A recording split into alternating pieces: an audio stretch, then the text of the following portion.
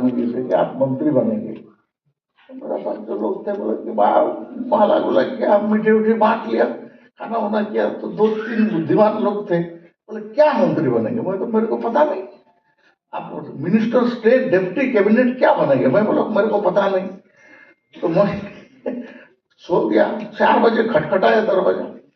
तो मैंने फिर कैबिनेट सेक्रेटरी का वो चिट्ठी डबल कवर में उसको खोला, पढ़ा, तो कैबिनेट मिनिस्टर लिखा है। तो मैंने बोला क्या है? पूरा मुझे घबरा गया। एक गिलास पानी पिया, ठीक से जाके थोड़ा मुंह को फिर आया, फिर एक बार पढ़ा कि फिर कैबिनेट मिनिस्टर। तो बड़ा मुश्किल हो गया। कैबिनेट मिनिस्टर शपथ तो हो गया, शपथ करने के बाद आ गया। तो सबका सेक्रेटरी जाके हाजिरी मारते हैं मंत्री जी को और लेके अपना चार्ज एज्यूम करवाते हैं।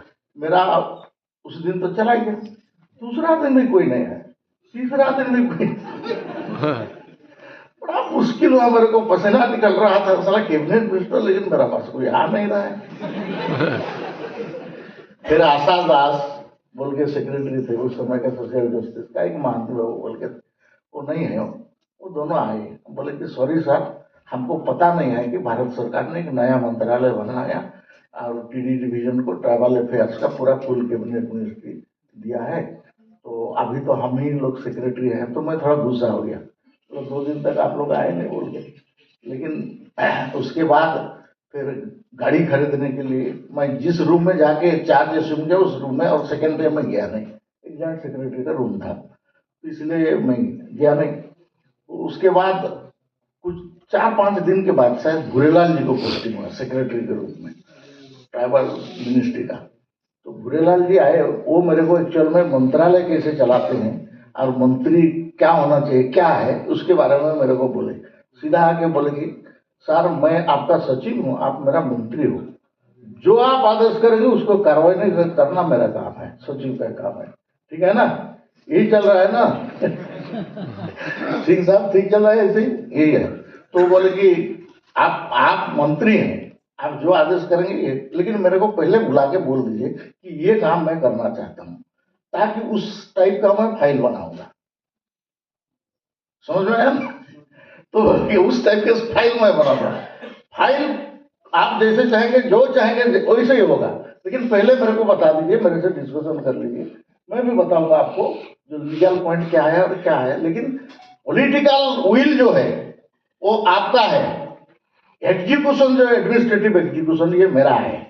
अब वो उसको करके दिखाया, मैं तो जानता नहीं था। बोले सर वाटर नहीं मिल रहा है, ये 64 साउथ एवेन्यू में मेरा फ्लैट था, उसमें मैंने 6 महीना चलाया। तो 2-3 महीना के बाद मेरे को फिर निराशा आ गया, थोड़ा डिप्रेशन में मैं आ गया, मेरे को ठीक नहीं लग रहा था कि सब लोग शास्त्री भवन, कोई निर्माण भवन, क्या क्या भवन में बैठ रहा है, मैं उसी में बैठ रहा हूँ। 2 पुराना एम्बेसडर मेरे को मनका गांधी जी दिए थे, बहन जी, ये करके उसी में चला रहा हूँ। तो मैं फिर ठाकरे जी के पास गया मिलने के लिए। उस समय में ऑल इंडिया प्रेसिडेंट थे, नहीं प्रेसिडेंट नहीं थे उस समय में, हमारा जनरल सेक्रेटरी थे और ट्राइबल सब्जेक्ट को देखते थे। उनका ही एक चेक टाइप का आज ठाकरे जी का भी योगदान था, जिसमें अटल जी तो सीधा बोले, मैंने सुना कि मिनिस्ट्री बनने से पहले भी डिस्कशन हुआ हमारा इंटरनल में कि क्या इसको एक एमओएस बना के इसको दे देंगे क्या। तो फिर अटल जी बोले कि नहीं, ये नहीं होगा, आप अगर बना रहे तो थोड़ा मन खोल के बनाओ, ट्राइबल एक अलग सब्जेक्ट है, फुल कैबिनेट बनाओ और पूरा मंत्रालय का दर्जा दे के बजट हेड वगैरह वगैरह सब अलग करके करो। ऐसा डिस्कशन हुआ। ठाकरे जी भी उनका मत रखे कि हम ट्राइबल का समस्या अलग है, इसको एड्रेस करना जरूरी है, और इसको नहीं कर पाए दूसरा पॉलिटिकल पार्टी ने, हमको इसको करना है, तो इसके लिए फुल फ्लेज कैबिनेट का दर्जा देके फिर किया। तो भूरेलाल जी फिर बोले ठाकरे जी को बैठने के लिए, तो बोले कि अरे यार तू तो जनजाति है, आदिवासी है, तुम पेड़ का नीचे बैठ के काम करना जानते हो, तुम काहे टेबल चेयर या ऑफिस देख रहे हो, तुम फाइल चलाओ, सिग्नेचर करो।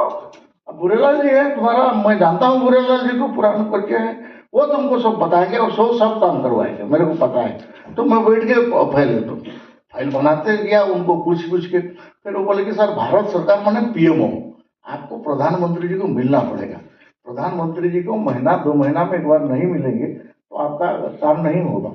तो मैं बोला क्या मिलूंगा, कैसे करूंगा? बोला चिंता मत करिए सर। उस समय में रेक्स फोन होता था, रेक्स फोन आजकल उठा देंगे। रेक्स फोन में कौन किससे बात कर रहा है, मंत्री और सेक्रेटरी को अवेलेबल था, बाकी लोगों को नहीं था। वो अपना बात करेंगे, कोई किसी को पता नहीं चलेगा मैं किस सेक्रेटरी को क्या बात किया, कौन मंत्री से मंत्री का क्या बात हुआ, कोई नहीं जानेगा उसमें। वो रेक्स फोन एक्सक्लूसिव एक टाइप का हॉटलाइन टाइप का था, तो वो अवेलेबल था। वो तुरंत मेरा अपॉइंटमेंट कर दिया कि मंत्री जी हमारा मिलेंगे अटल जी को, आप टाइम निरूपण करिए। तो हो गया टाइम फिक्स हो। फिर वो नोट बना के मेरे को दिए, क्या डिस्कशन करना है, क्या काम करना है, हमारा क्या क्या होना चाहिए, उनका अनुभव के हिसाब से तो दिया।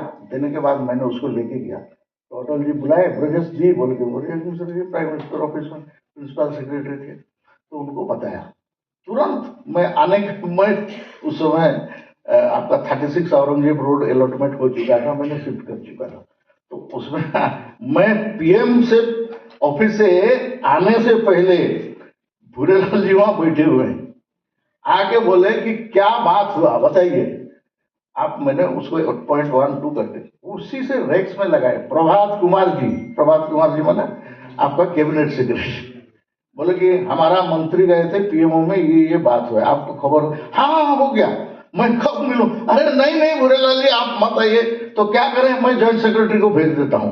प्राइम मिनिस्टर ऑफिस से जॉइंट सेक्रेटरी को भेज दिया।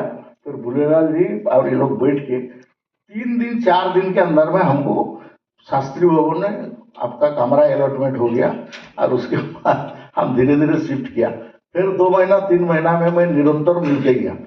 एक दिन कैबिनेट में मेरा सब्जेक्ट बहुत ज्यादा है, बाएं में आपका नीतीश कुमार, दाहिने में ममता बनर्जी बैठते थे। तो बोले नीतीश कुमार बोले अरे भाई साहब आपका तो धड़ाधड़ सब हो रहा है, कमीशन हो गया, कॉर्पोरेशन हो गया, ये सब टाइपेंड को रिस्ट्रक्चर करना वगैरह वगैरह सब हो रहा है, मेंबर सब ये कर दिया, आपका कौन सेक्रेटरी है? मैंने बोला भूरेलाल।